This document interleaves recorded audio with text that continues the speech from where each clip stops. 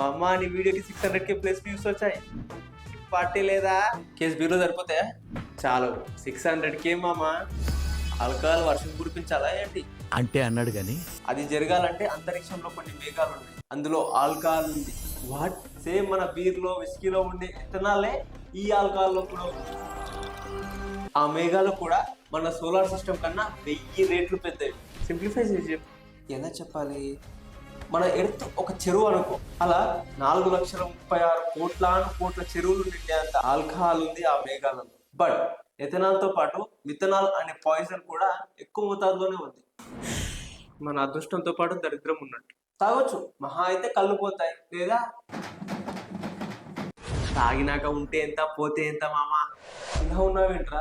ఈ clouds 6,500 light years దూరంలో ఉంది మనకు.